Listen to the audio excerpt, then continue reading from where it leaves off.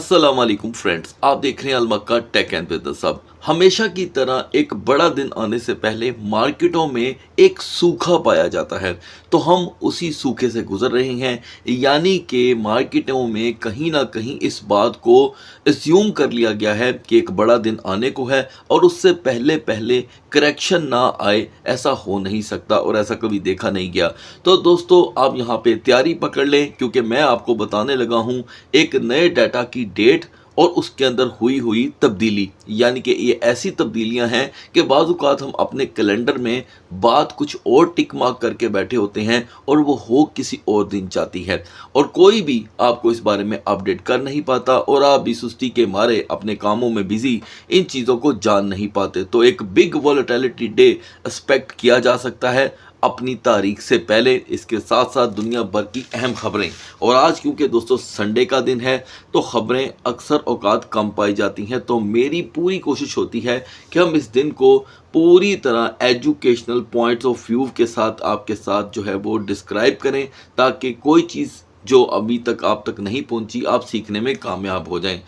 तो दोस्तों, इससे पहले कि हम आज की वीडियो का आगाज़ करें, बीटीसी का तजिया और कमोडिटीज़ की आने वाले हफ्ते की तमाम सूरत हाल, आपसे रिक्वेस्ट है वीडियो को लाइक कर दीजिएगा, चैनल को सब्सक्राइब इसलिए कि ये हमारे लिए ज़रूरी है। हमारी पूरी टीम आपके लिए यहाँ पर बेहद कोशिश करती है। ये तमाम इल्म जो है ये आप सब व्यूवर्स के लिए घर बैठे मुकम्मल तौर पे फ्री है, लेकिन हमारे चैनल को आपकी यहाँ पर चाहिए दोस्तों सपोर्ट हमेशा की तरह। तो आगाज़ कर लेते हैं दोस्तों। पहले तो नॉन फार्म पे रोल्स के बारे में सारी दुनिया जानती थी कि ये 5 जुलाई को आने वाला है, क्योंकि पिछला डाटा आया था 5 जून को। अब दोनों के अंदर फ़र्क आ गया है, क्योंकि इसको तब्दील कर दिया गया है दोस्तों 2 जुलाई के, यानी कि नेमुल बदल में। अब जो दोस्त यहाँ पर पहले से ही सोच रहे थे कि ये डाटा 5 जुलाई को आएगा और कम से कम इसका इम्पैक्ट रूटीन के मुताबिक मोस्टली 1 या 2 जुलाई को आ जाना चाहिए, इसमें पूरी तरह तब्दीली वाक़या हो सकती है और इसकी गुंजाइश भी है। क्यों? क्योंकि लास्ट और उससे भी जितनी भी पुरानी एनएफपी की रिपोर्ट्स मार्केट में आती रही हैं, अक्सर औकात आप जाकर देखिएगा, ज़रूर तजिया कीजिएगा। ये मेरी ख्वाहिश भी होती है कि आप इसे रीचेक कर लिया करें कि 10 से 5 दिन पहले मार्केटों में उसका इम्पैक्ट रहा। तो दोस्तों, इम्पैक्ट इतना ख़तरनाक होता है कि वो दिन जिसका इंतज़ार होता है उस दिन आपको जो देखने को मिलता है वो तो मिलता ही है, लेकिन उससे पहले भी मार्केटें अच्छी खासी तोड़ फोड़ का या रिकवरी का शिकार हो जाती हैं। अब यहाँ पे तोड़ फोड़ के चांस क्यों ज़्यादा हैं वो मैं बता देता हूँ। इसलिए कि आप जब भी खुद भी ब्राउजिंग करने जाते होंगे तो आपको हर जगह एक ही खबर सुनने को मिल रही है कि लास्ट साल 2026 के जो 6 माह होंगे इसके अंदर सबसे ज़्यादा बहस छिड़ चुकी है कि रेट इंक्रीज़ होने वाला महीना कौन सा है। तो दुनिया कह रही है, ज़्यादातर जो ऑड्स बढ़ रही हैं वो 80% तक कहीं पे देखने को मिल रहे हैं, कहीं पे 70% कि जी सितंबर का वो महीना होगा। तो जुलाई के बाद दोस्तों रह क्या जाएगा? अगस्त, यानी कि जुलाई और अगस्त के बाद सिर्फ सितंबर पे सबकी नज़रें होंगी। उसका इम्पैक्ट महीनों वाइज भी पहले आएगा, और अगर हम एनएफपी को दिनों के लिहाज से देखें तो इसकी डेट क्योंकि अब 2 जुलाई हो गई है और हम अब जून के बाकी कौन से दिन रह गए हैं जिसे हम काउंट करेंगे, तो कल का जो कारोबारी हफ्ते का पहला दिन होगा यानी कि 29 जून एक बड़ी तब्दीली लेकर के आने वाला है। आपने देखा है कि बीटीसी तो पहले से ही 60,500 को क्रॉस नहीं कर पा रहा, अपनी सेफ जोन के लिए उसको कहीं भी कोई जगह नहीं मिल पा रही। दूसरी तरफ अगर हम XAUT की बात करें, XAUT की बात करें तो उसमें भी हम खतरनाक हद तक गिर चुके हैं, यानी कि 3965 का लो जो दुनिया को वैसे ही परेशान कर चुका है। और एनएफपी के अंदर इतनी ताकत नहीं है कि वो कहीं भी किसी और सेक्टर को मजबूत कर सके सिवाय अपनी ज़ाती जो इकोनॉमी है। और रही बात इंडेक्स की, इंडेक्स को मजबूत करने के लिए दोस्तों आपके पास कोई ऑप्शन नहीं है सिवाय एनएफपी के। तो एनएफपी की रिपोर्ट जो है अगर हम पास्ट की देखें तो उसने हिला के रख दिया था। कंसेंसस थे 85K के और 172 के गई, ठीक है जी। तो 172 के और 85 में दोस्तों 100% का फ़र्क नहीं, 150% का फ़र्क है। अगर ये 85 to 85 भी प्लस आती तो ये 170 बनता। यहाँ पे बात आई 172K की। अगर अब की बार, क्योंकि व्यूवर्स कहते हैं कि जी आप हमें साथ साथ डाटा पढ़ना भी सिखा दें, तो दोस्तों अब की बार जो कंसेंसस होंगे उनमें अगर कोई कमी पाई जाती है तो फिर बात कुछ और हो सकती है। लिहाजा सारा कुछ सरप्राइज़ है, कुछ भी पहले से यानी कि यहाँ पर तय करना बेवकूफ़ी होगी। तो दोस्तों नए कारोबारी हफ्ते में कौन सा दिन क्या डाटा लेके आ रहा है, ये यूएस इकोनॉमी से रिलेटेड ये जानना बड़ा ही ज़रूरी है। तो पीर का दिन आप जानते हैं कि नॉन शेड्यूल्ड होता है। 29 जून को कोई खासा डाटा मार्केट में अवेलेबल नहीं होगा, लेकिन सीएमई गैप आएगा जिसने जुमे की क्लोजिंग के बाद का सारा वॉल्यूम आपके सामने लेकर आना है और आपके सामने एक बड़ी तब्दीलियाँ आएंगी। दुनिया भर के तमाम प्रोडक्ट की सपोर्ट एंड रेजिस्टेंस में नए रेट्स आएंगे, चाहे वो कोई भी किसी भी किस्म की धात हो। फिर दिन आता है दोस्तों 30 जून का। ये एक बड़ा दिन कंसीडर किया जाता है इसलिए कि यहाँ पर जॉब ओपनिंग्स का डाटा आना है और ये मई के महीने का होगा जो जून में आ रहा है। उसके बाद consumer confidence, Chicago business barometer, PMI, इसमें पीएमआई की वैल्यू होगी। ये दो डाटाज मिलके पूरे मार्केट को उस दिन रन करने वाले हैं। अब आ जाते हैं 1 जुलाई की तरफ।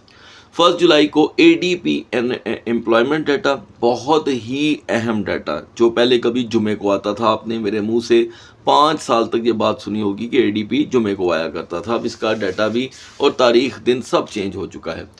एक और चीज़ जो कोई नहीं जानता मैं आपको यहाँ पे बताने लगा हूँ। 1 जुलाई को फेड चेयरमैन केविन वॉश फिर स्पीच करने आ रहे हैं। ये देखें, ये चाहे तो आप स्क्रीनशॉट उतार के रख लें। बुध जुलाई Fed chair Kevin Warsh speech. अब अंदाज़ा करें क्योंकि ये नए नए अपने ओहदे पे फाइज हुए हैं, इन्होंने ड्यूटी संभाली है, तो इनकी स्पीचें धड़ाधड़ हैं। अब क्योंकि आप जानते हैं कि इनका स्टांस जो है वो हॉकिश है। ये आते हैं, बात करते हैं और मार्केटें टूट जाती हैं। ये चीज़ लोगों के लिए दर्द सर बन के रह गई है, ठीक है। और इस दिन कि ये जो इनकी स्पीच होगी ये पाकिस्तान के 5:30 बजे से भी पहले की है। अब ये जो 9:30 AM यूएस है, यकीनन आपको पता चल जाएगा कि हमारे यहाँ पे जो टाइम आएगा वो तकरीबन टोटल डिफरेंट होगा। तो जो रूटीन के डाटाज होते हैं वो 5 बजे से लेकर रात 11:30 बजे तक आते हैं।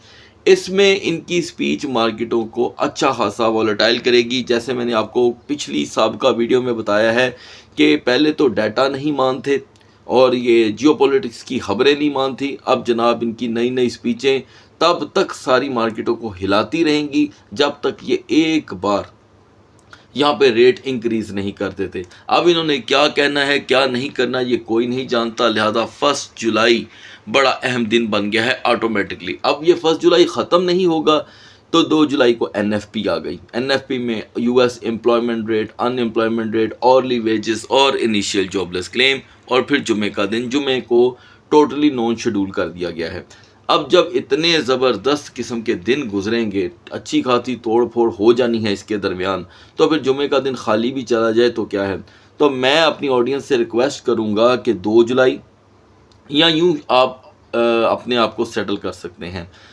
पीर वाले दिन सीएमई गैप के बाद मंगल, बुध, जुमेरात, ये 3 दिन बड़े ही अहम हैं मार्केटों के लिए, जिसमें केविन वॉश की स्पीच को अगर आप लाइव देखना चाहते हैं तो उसका जो आने वाले दिनों में मैं लिंक आपके साथ शेयर कर दूंगा, क्योंकि अक्सर व्यूअर कहते हैं जी कि पता ही नहीं चलता कि कहाँ पर उनकी स्पीच चल रही है। तो इसे हमारे व्हाट्सएप चैनल पे शेयर कर दिया जाएगा, ठीक है। और अगर आपने अभी तक हमारा व्हाट्सएप चैनल ज्वाइन नहीं किया तो लिंक वीडियो की डिस्क्रिप्शन में मिल जाएगा। अब आपको डिपेंड करता है कि आपको स्पीच पढ़नी सुननी आती हो और आप उनका स्टांस जो है वो यहाँ पे कैप्चर कर सकें तो क्या ही बात है। लिहाजा इन्होंने ये जो सरप्राइजिंगली स्पीच रख दी है ये सब के लिए और मार्केटों के लिए सरप्राइजिंग होगी। बढ़ते हैं मार्केट की तरफ। तो दोस्तों मार्केटों में यहाँ पे जो कैपिटलाइजेशन है वो तेज़ी से कम होना शुरू हो गई है। और जैसे कि मैंने आपको बताया कि 2 जुलाई एनएफपी के साथ कनेक्ट कर दी गई है 3 दिन पहले, क्योंकि हॉलीडे आ रहे हैं यूएस में, उनके इंडिपेंडेंट डे के और भी कुछ वजूहात हो सकती हैं। एनीवे उन्हें यहाँ पर दरमियान में अगर रखें तो इम्पैक्ट आज शाम 7 बजे के बाद जैसा ही हो, यानी कि जिस मर्जी तरफ का हो, आना शुरू हो जाएगा। लिहाजा मैं चाहता हूँ कि हम बीटीसी से आगाज़ करें, अपने टाइम को वेस्ट होने से बचाएं और हम समझें कि किस तरह अब बीटीसी के लिए 60,000 को प्रोटेक्ट करना मुश्किल होता चला जा रहा है। देखिए गाइस, सैटरडे और संडे इनमें हमें जो लॉन्ग स्क्वीज था वो बहुत कम देखने को मिला। हालांकि ये जो लास्ट कैंडल है ये बेरिश हैंगिंग मैन है। जिससे हमें ये पता चल रहा है कि अर्ली मॉर्निंग में हमने फिर से 59,700 का एक लो देखा और मार्केट टॉप के ऊपर एक बुलिश कैंडल बनाने में हो गई कामयाब। लेकिन जैसे कि आप जानते हैं कि इसमें इतनी स्ट्रेंथ मौजूद ही नहीं है कि जो हमारे लिए कुछ ख़ास यहाँ पर कर सके और कोई नया ब्रेकआउट लेके आ सके। तो ब्रेकआउट दोस्तों अब ज़रूरी नहीं रह गया, क्योंकि दुनिया की तवज्जो यहाँ पर यकीनन 60,000 के टूट जाने की तरफ ज़्यादा होगी। तो टूटना रूटीन बन चुकी है। 5 टाइम BTC 60,000 को ब्रेक कर चुका है। So there is no respect about 60,500 level, it's over. ये मैं आपको वाजिया बता रहा हूँ नया हफ्ता शुरू होने से पहले। तो यकीनन शाम 7:30 बजे के बाद जो है वो 60,000 के ब्रेक होने के बाद प्रेशर परमानेंटली 59,000 की तरफ बढ़ सकता है और हो सकता है कि 60,000 का लेवल ड्रामेटिकली अगर इम्प्रूव भी हो तो उसके लिए ज़रूरी होगा कि हम एंड तक 61,500 का वेट करें, जिसमें कम अज़ कम 45 मिनट की बुलिश कैंडल का होना ज़रूरी है। अगर ऐसा नहीं होता और ये लेवल देखने को मिल जाता है तो इसे आप टेम्पररी ट्रैप यानी कि बुल ट्रैप भी समझ सकते हैं। इथीरियम के प्राइस दोस्तों मिडनाइट में जहां पर थे अभी भी हमें तकरीबन वहीं पे देखने को मिल रहे हैं, कोई बड़ी तब्दीली नहीं देखी गई। फिर भी हम 1592 से रिजेक्ट होके 1562 से बाउंस लेने में हुए कामयाब। और ये जो आपको छोटा सा इंतहाई छोटा सा यू टर्न बनता दिखाई दे रहा है, ये अगर इसमें कोई एनर्जी लेके आ भी जाता है तो 1595 से लेके 1620 के दरमियान रेजिस्टेंस बनेगी, जिसमें पूरे चांसेस होंगे रिजेक्शन के। और क्योंकि हिस्ट्री हमारे साथ है तो 1550 अब की बार इसकी सपोर्ट जो है वो और ज़्यादा पहले की निस्बत वीक होती चली जा रही है। तो बढ़ते हैं आल्ट सेशन की तरफ। तो गाइज आल्ट सेशन का आगाज़ करते हैं BNB से। BNB जिसने फ्राइडे मिडनाइट की क्लोजिंग अपनी 564 से 567 के दरमियान दी, तब से लेके अब तक हम डायरेक्टली तो 550 पे नहीं पहुंच सके, लेकिन स्लोली हम वहीं पे जा रहे हैं। ये देखें, इसमें कोई शक नहीं है कि BNB ने अपनी गिरावट का स्टांस बहुत स्लो कर दिया है। लेकिन देखना तो ये है कि इस दरमियान हुआ क्या। हुआ ये कि ये डायरेक्टली 550 पे नहीं आया। हम 567 से गिरते हुए दोस्तों अभी तक 554 तक पहुंच चुके हैं। और ये जो सपोर्ट है इसकी दोस्तों कोई वैल्यू नहीं, क्योंकि इतनी सपोर्ट लो माउंटेन्स काउंट होती है और लो माउंटेन्स को कोई भी गिरावट पाँव के नीचे रौंद के चली जाती है। लिहाजा सबकी नज़रें इस वक्त अभी भी 550 पे हैं और ये डाउन शेडोज़ जितने भी आप हिस्ट्री के देख रहे हैं इसके नतीजे में हम 540 को तो रूटीन वाइज देख चुके हैं। याद रखें कि जब गिरावटों के सिलसिले बढ़ते हैं, ये मेरी आप तमाम दोस्तों से रिक्वेस्ट है, ये बिल्कुल भी कोई फाइनेंशियल एडवाइस नहीं है, कि जब डाउनफॉल के सिलसिले तेज़ होने लगते हैं तो रेजिस्टेंसें जितनी भी रिकवरियाँ होती हैं, रेजिस्टेंस होती हैं, वो इंतहाई स्लो पड़ जाती हैं। ठीक अदर कॉइन की तरह जो इस वक्त यूनिस्वैप में शुमार होता है, जिनका उसमें एक XRP भी है। XRP दोस्तों मुकम्मल तौर पे डेंजर जोन में नहा चुका है, इसलिए कि रिसेंटली हम 1.01 से बाउंस कर गए थे और इसके डाउनफॉल का सिलसिला 1.55 के बाद का शुरू हुआ है। और अब जो ये सूरत हाल हम देख रहे हैं, ऐन मुमकिन है कि XRP अब की बार $1 की सपोर्ट को भी तोड़ जाए, क्योंकि रिकवरी तो इसने दिखाई ही नहीं। लिहाजा अब मुश्किलात बढ़ रही हैं। अगर कोई सपोर्ट मिल भी गई थोड़ी बहुत देर के लिए तो वो यही है जो आपके सामने है, 1.03 से 1.05, जिसके ब्रेक होने के चांस इतने ज़्यादा हैं क्योंकि हिस्ट्री हमारे साथ है। अपर लेवल पे कोई क्विक अनएक्सपेक्टेड पंप आ भी जाता है तो वो दोस्तों 1.08 और 1.10 तक का देखा जाएगा, वो भी अगर XRP ने डोमिनेट किया तो। आखिरकार दोस्तों सोलाना ने 70.10 और 70.20 की सपोर्ट को ट्रिगर कर ही लिया। गिरावट जाहिर बात है इसमें आनी ही थी, हालांकि बहुत स्लो आई। मैं ये भी बात मानता हूँ कि सैटरडे और पूरे संडे में हमें काफ़ी इंतज़ार करना पड़ा और यहाँ पे सोलाना 70.10 और 70.12 के दरमियान से बाउंस लेके 71.80 तक पहुंचा है। तो यकीनन ये सपोर्ट आपको देखने को मिली होगी। कमेंट सेक्शन में अपनी कीमती राय ज़रूर दीजिएगा। अब यहाँ पर सोलाना को 72.50 से 73.90 की चाहिए रेजिस्टेंस, जो काफ़ी ज़्यादा दुश्वार है।